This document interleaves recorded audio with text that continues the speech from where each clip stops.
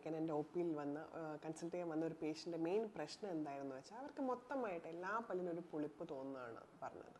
അതുകൂടാതെ പല്ലിൻ്റെ ഇടയ്ക്ക് ഭക്ഷണം കയറുക, പല്ലൊക്കെ കുലുങ്ങുന്ന പോലെ തോന്നുന്നു ഡോക്ടറെ എന്നാണ് അവരുടെ കംപ്ലയിൻ്റ് ഉണ്ടായിരുന്നത്. അപ്പം ഞങ്ങളൊരു ഡീറ്റെയിൽഡ് എക്സാമിനേഷൻ ചെയ്തപ്പോഴാണ് മനസ്സിലായത് മോണരോഗമാണെന്ന്.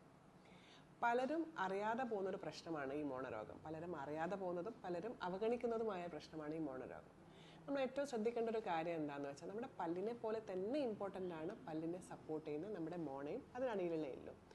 സോ ഈ മോണരോഗത്തിൻ്റെ ലക്ഷണങ്ങൾ എന്തൊക്കെയാണെന്ന് വെച്ചാൽ ചെറുതായിട്ട് ബ്ലീഡിങ്, അതായത് ബ്രഷ് ചെയ്യുമ്പോൾ ബ്ലീഡിങ് ഉണ്ടാവുക, പല്ലിൻ്റെ ഇടയ്ക്കും അല്ലെങ്കിൽ മോണയ്ക്ക് ഇടയ്ക്കൊക്കെ ഭക്ഷണം കയറിയിരിക്കുക, മോണയുടെ കളറ് മാറുക, പല്ലും മോണയും തമ്മിലുള്ള ബന്ധം വിട്ടു പോവുക, പല്ലിൻ്റെ വേര് കൂടുതൽ കാണുന്ന രീതിയിൽ പല്ല് കാണപ്പെടുക, പല്ലിൻ്റെ ഇളക്കം വരെ, ഇതൊക്കെയാണ് നമ്മുടെ പിന്നെ നല്ലപോലെ വാനാറ്റം ഉണ്ടാവുക, നല്ലപോലെ അഴുക്കിയിരിക്കുക, ഇതൊക്കെയാണ് പൊതുവെയുള്ള ലക്ഷണങ്ങൾ.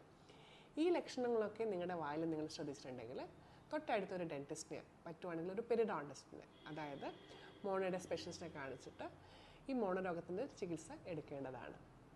മോണരോഗത്തിൻ്റെ ചികിത്സ എടുക്കുന്നതിൻ്റെ കൂടെ തന്നെ അതിന് പ്രോപ്പറായിട്ടുള്ളൊരു ഫോളോ അപ്പും മോണിറ്ററിങ്ങും ആവശ്യമാണ്. ഇങ്ങനെയൊക്കെ കറക്റ്റായിട്ട് ചെയ്താൽ നിങ്ങളുടെ മോണയുടെയും പല്ലിൻ്റെയും ഓറൽ ഹെൽത്തൊക്കെ നല്ലപോലെ മെയിൻറ്റെയിൻ ചെയ്യാൻ പറ്റും.